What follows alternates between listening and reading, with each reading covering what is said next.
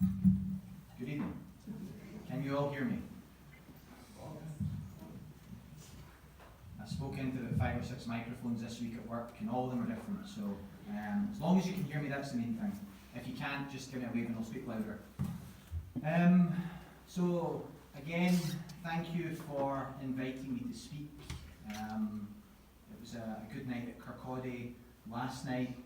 Tonight is the second lesson in the series which I've somehow cobbled together on the topic of pointless. And if you were present last night, an argument could be made that there was a slight negative tone to the first half, maybe slightly more of the lesson.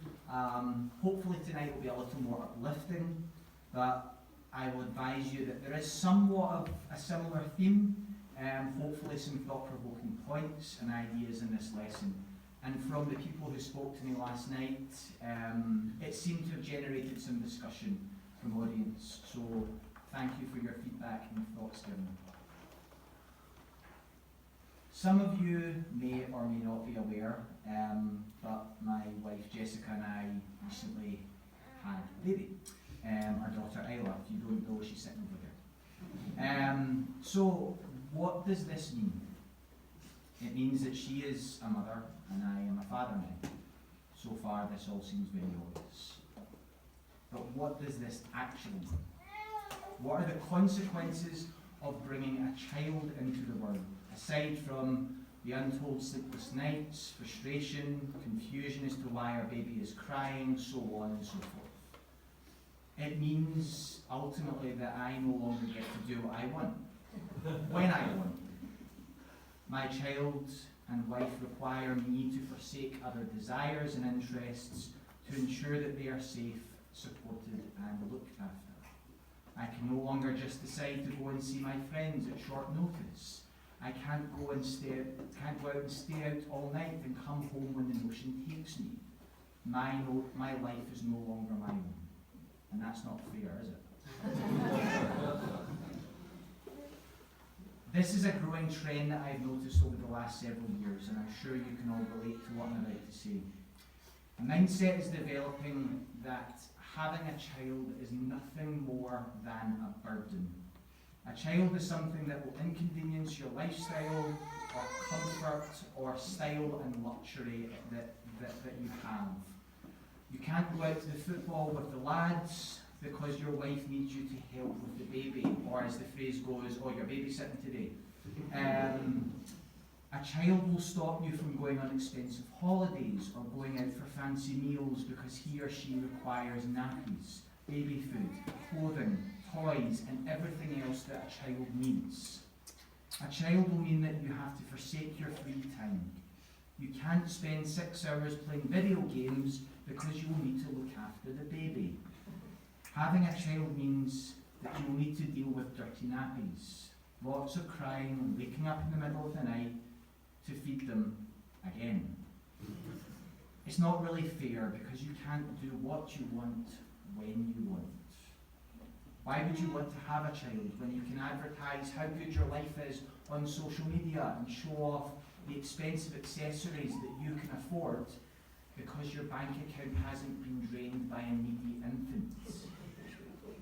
And it is estimated that the cost of having a child till the age of 18 is somewhere in the region of £150,000 to £200,000. I don't know if that's adjusted for inflation these days, but you get the idea, it's very expensive. It's an inconvenience to your life, and it's easier just to walk away. It's also really scary to deal with that kind of responsibility. As a side note here, I took Isla to the shops for the first time myself today, and that was a big deal for both of us, not being together whilst looking after Isla. But you get told how difficult a child is going to be, and nobody prepares you for having the needs met of an infant. Why bother putting yourself through that hardship? It's much easier to live life in the moment. It's easier to take the path of least resistance. It's easier to lie in bed and get up in the morning and exercise. It's easier to tell your friends that you can't see them this weekend because you can't be bothered going out, ultimately. There's no point in asking that guy or girl on a date, because you might get rejected and then feel more useless than you already felt prior to plucking the courage to ask them. Now, that's not me, that's just a general statement. Better to just do the things that will not make you feel uncomfortable. Better to not have your boat rocked. Now, before I go any further, I'm not about to deliver a lesson on my vast experience of parenthood, because we both know that would be naive for me to speak on, and highly amusing for each one of you who have been through this experience at least once before me. No. The wider point I wish to discuss tonight, is about responsibility and having a sense of purpose in your life. Thought experiment. Think back to a time when you were presented with a task or an opportunity that will improve your position at work, or make you more money, or improve your self-esteem. Can you picture that? This is something that you have never been faced with before, and it's a big deal to you, and you're not sure if it's something you should say yes to, or even attempt to do. Why? Because it would be hard. It would be a challenge. You might fail. How much easier would it be to decline to complete the task? Let someone more qualified or more skilled complete it. They'll do a better job than you. Now think about a challenge or task, and think about when you made the decision to do said task. Did you achieve your task? Was it difficult? Were you worried that you might not make it? Was it possible that you might fail? If you did succeed in achieving your goal, could you have done it better on hindsight with reflection? If you were to do it again, would you change your approach as to how the task was completed? When we complete something that was challenging and it took a lot of effort, we feel a sense of achievement. There is an element of surprise that we were able to complete something that before we started seemed nigh on impossible to complete. In my side business as a massage therapist, I treat many personal trainers and gym goers. A lot of them will post progression photos of themselves or their clients on social media as a way to show how much weight they've lost or how much muscle they've gained. Well, why do they do that? First of all, they want to sell their services to new clients, of course. But they also know how hard it is to get these results, and they know that if they let you see this, it may inspire you to get into the mindset that would allow you to achieve something similar. In my main job as a police officer, I had to complete a driving course to allow me to respond to the blue light emergency calls that you see, I'm sure, every single day. On my first day of the course, two other students and I were taken out in a car by the instructor. He proceeded to demonstrate several minutes of driving at normal speed, but he was commentating the entire time. He was highlighting what he saw at various distances up ahead of us. He spoke about the road in front of him, the speed and direction we were travelling. He would point out wheelie bins on the pavement and then link that to the likelihood that he was likely to come across a bin lorry on his journey. He completed a series of statements every time he approached a junction, roundabout, or completed any type of manoeuvre. And he spoke calmly, clearly, and did not seem rushed or stressed. And ultimately, I was stunned at what I had just experienced. My jaw was metaphorically on the floor at his ability and skill. But what was even crazier was I was going to be expected to do the same thing in less than 3 weeks. Driving had suddenly stopped about being a simple exercise of driving from A to B, and now had become a complex web of reactions, quick decisions making to get to a destination in the fastest and most efficient way possible. All whilst continually speaking about what I was doing, seeing, and expecting the unexpected. The obvious reaction to me was, this is going to be impossible. There is no way that I can do that. Why did I agree to come on this course? Just let somebody else do it. I'll stick without being able to drive the blue lights on. Ultimately, I was justifying to myself why it made sense not to have these qualifications. It wasn't really necessary. Someone else would be able to do the driving. I'll sit in the passenger seat. I'll direct them to the next call. Well, 12 days of driving later, I passed my exam, as did the other two officers who were in the car. During those 12 days, I doubted myself constantly as I was trying to learn new habits very quickly whilst under pressure from an instructor who was constantly pushing me to get it right. He had this strange habit of having a pencil tapping on the mirrors for me to commentate. So these things, you're always under pressure. It was difficult, it was challenging. I doubted myself and I was frustrated constantly. But ultimately I managed to achieve the task in front of me. And it felt amazing to look back down that road that I just travelled along and see changes I had undergone in such a short space of time. My favourite psychologist, Jordan Peterson, you may or may not know him.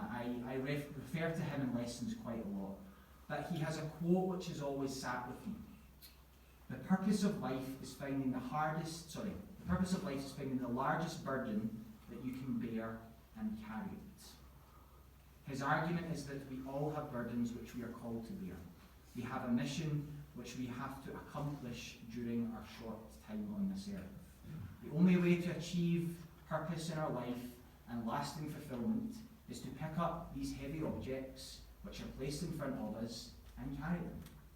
We should be the change that we want to see in this world. If we make ourselves the best version that we can be, then we are far more useful to those around us. What is the heaviest object in your life that you've picked up and carried in the past? What about now? Is there something that you could carry just now but you're holding off or running away from it? What is preventing you from doing this? Is it fear, or are you too uncomfortable? Could you be lazy? You could do it, but it can wait till another time when you are feeling more productive in your life, when life isn't as chaotic and busy as it is now. What could be so important that is preventing you from committing to a task which will give you a new sense of purpose and fulfillment right now? We could ask the same question to Jonah. I did say to those who were here last night we would be talking about Jonah again. So in chapter 1 of the book, God appears to Jonah with a task for him. Verse 1. Now the word of the Lord came to Jonah, son of Amittai, saying, Arise, go to Nineveh, that great city, and cry against it, for their wickedness has come up before me. But Jonah rose to flee to Tarshish from the presence of the Lord. He went down to Joppa and found a ship going to Tarshish. So he paid the fare and went on board to go with them to Tarshish, away from the presence of the Lord. So God commands Jonah to attend one of the largest cities during this time in history, with a population of more than 120,000 people. He tells him to go to the city and tell people that their sins have come to God's attention. Essentially, if they don't stop the lifestyle they're leading, something terrible is going to happen to that city. This might be the equivalent of God appearing to, let's say, Nick, and telling him to travel to London or New York City and declare to the people and the leaders of that city that they need to repent of their lifestyle. Can you imagine being asked to do something like this today? Imagine the reception you would get if you rocked up at 10 Downing Street for a quick chat with Mr. Sunak to explain to him as to why everyone in London needs to listen to you about an urgent matter that needs to be spoke about right now. There's probably a strong chance that you would be escorted from the area by some of my colleagues or sent off to have your mental well-being assessed. I would certainly have my doubts about doing something of this magnitude regardless. Anyway, back to Jonah. As soon as the request is made, Job promptly about turns and runs in the opposite direction. Not only does he do this, he jumps on a boat to travel even further than he would be able to achieve on foot. This boat will take him to Tarshish. This journey is from the eastern edge of the Mediterranean Sea all the way to Spain. The distance is believed to have been around 2,500 miles if you made it all the way there. Talk about running as far as you can from the problems. Well, as we all will be very familiar with, hopefully, Jonah gets on this boat and sets off. However, that large object which God asked Jonah to pick up and carry is still required to be picked up. God is not for letting this task be shirked from. So he puts in place a storm to throw the ship into chaos, which promptly terrifies the crew and has them praying to their respective gods that they will be delivered from certain death. Jonah, being sound asleep at the bottom of the ship, is approached by the captain and chastised for being asleep during this time of peril. Verse 6. So the captain came to him and said, "What do you mean, you sleeper? Arise, call up your God. Perhaps the God will give a thought to us that we do not perish." And they said to one another, "Come, let us cast lots, that we may know on whose account this evil has come upon us." So they cast lots, and the lots fell upon Jonah. And they said to him, "Tell us on whose account this evil has come upon us. What is your occupation, and whence do you come from? What is your country, and what people are you?" And he said, "I am a Hebrew, and I fear the Lord, the God of heaven, who made the sea and the dry land." Then the men were exceedingly afraid and said to him, "What is this that you have done?" For the men knew that he was fleeing from the presence of the Lord, because he had told them. They said to him, "What shall we do to you, that the sea may be quiet down for us?" For the sea grew more and more tempestuous. And he said to them, "Take me up and throw me into the sea. Then the sea will quiet down for you. For I know it is because of me that this great tempest has come to you." Jonah knows that his choice to run away from his problems is going to land a number of innocent sailors in an early death unless he comes clean to them. So he tells them to take him and throw him into the sea. And after an initial attempt to get back to shore, the men concede and throw Jonah overboard into the water. Jonah is then promptly swallowed by a large fish. Sometimes people say it's a whale, other times it's just a large fish, and is kept in his belly for 3 days and nights. Would you ever expect that if you decided not to face the responsibilities in your life and hide away from them, you would face potential death or imprisonment in the belly of an animal? Well, Jonah realizes that he can no longer run from his task and accepts that God's bidding needs to be done. Jonah prays to God whilst imprisoned in the fish. He closes the prayer with the following: "Those who pay regards to vain idols forsake their true loyalty. But I, with the voice of thanksgiving, will sacrifice to thee. What I have vowed I will pay. Deliverance belongs to the Lord." Jonah's prayer is heard by God, and he is thrown up onto the land from the fish's stomach. Now, I've sped over a lot of this story here, but just imagine for a minute not only being swallowed by one of the largest fishes on the earth, but surviving for 3 days in its stomach. When I think of this, my mind goes to the Disney film Pinocchio, where his father Geppetto was swallowed by Monstro the whale. It's a wild concept to imagine something like this happening to one of us, and further still, living to tell the tale. The digestive acid alone is uncomfortable enough to think about. So Jonah has now been saved from the big fish. The Lord comes to him again and says, "Go to Nineveh, the great city." Now, quick note here, and what Mark said last night is very true. I like my history.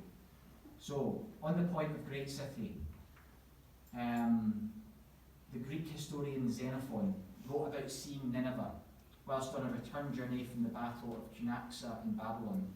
This is a description of the ruins of Nineveh in 401 BC. The foundation of its wall was made of polished stone full of shells, and it was 50 feet in breadth and 50 feet in height. Upon this foundation was built a wall of brick, 50 feet in breadth and 100 in height, and the circuit of the wall was 6 parasangs, approximately 18 miles.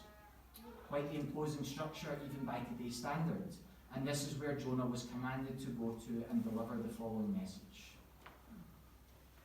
So Jonah arose and went to Nineveh according to the word of the Lord.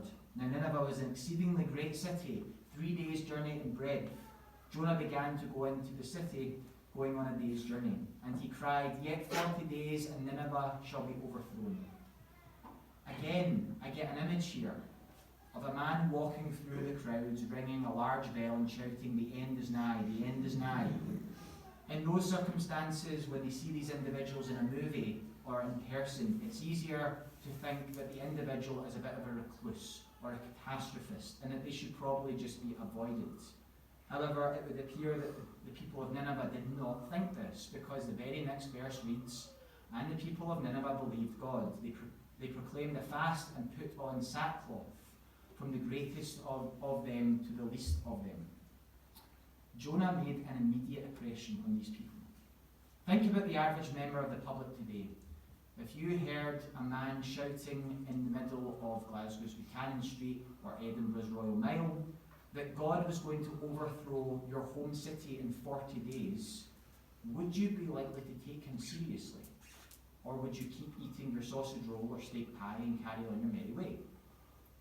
But it gets more dramatic still. Not only do the people of the city accept his word, but the king does as well. Now, depending on the timeline that Jonah sits in history, this could be a king of the Assyrian Empire who are not known for their merciful tendencies. The Bible does not paint them in a good light compared to other empires that existed during the times of Israel. So we see here that the king listens to Jonah almost immediately. Then the tidings reached the king of Nineveh, and he arose from his throne, removed his robe, and covered himself with sackcloth, and sat in ashes. And he made proclamation and published through Nineveh, by the decree of the king and his nobles, "Let neither man nor beast, herd nor flock taste anything, let them not feed or drink water, but let man and beast be covered with sackcloth, and let them cry mightily to God. Yea, let everyone turn from his evil way and from violence which sits in his hands. Who knows, God may yet repent and turn from his fierce anger, so that we perish not." The influence of Jonah's words here cannot be overstated. The more I have thought about this, the more it's one of the most amazing miracles that I have ever seen in the Bible. To see this many people accept the words not only from a stranger, but someone who was a Jew and therefore likely viewed as one of lesser people in Nineveh. The influence that was in these words must have been astonishing to see. The last verse in the chapter reads, "When God saw what they did, how they turned away from their evil, God repented of the evil which he had said he would do to them, and did not do it." God chooses to spare the city of Nineveh from likely destruction. Its people are saved from likely death. Now, I'm sure you're aware, or you will be aware, if you were listening to my lesson last night, that the last chapter of this book shows that Jonah seemed to be of the opinion that God should not have spared the city. And therefore, one of the reasons he may have initially ran away from this task in the first place. He knew that if he went along with it, he would be doing something he didn't agree with.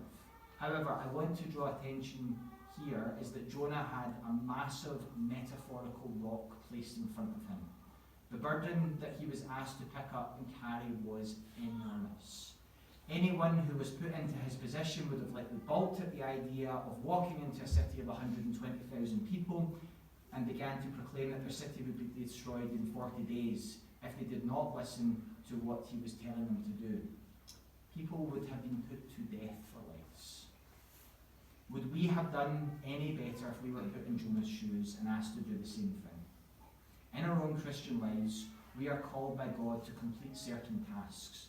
We are commanded to preach the gospel to those around us, to help those less fortunate than us, and to support our brothers and sisters. Our task may never be of the magnitude of preaching to a large city like Nineveh, but we will be faced with tasks and challenges on a daily basis, where it takes courage to complete them. It takes faith to put our trust in God that he will help us complete our tasks and let us not come to harm, just like Jonah was. What is the heaviest object in your Christian life that you are currently struggling to lift? Are you on your metaphorical ship to Tarshish because you do not want to face the issues at hand? Or are you willing to accept the task that God has for you and put your faith in you that he will deliver you. We will be forever tempted and tested by Satan, but we have the knowledge that we are never given a challenge by God that we are incapable of overcoming. If we put our faith in God and trust in his promises to us, if we embrace the challenges of carrying the burdens of our Christian lives, not only will we have purpose, but we will have spiritual meaning, and others around us will benefit from our commitment to Jesus' teachings. Thank you.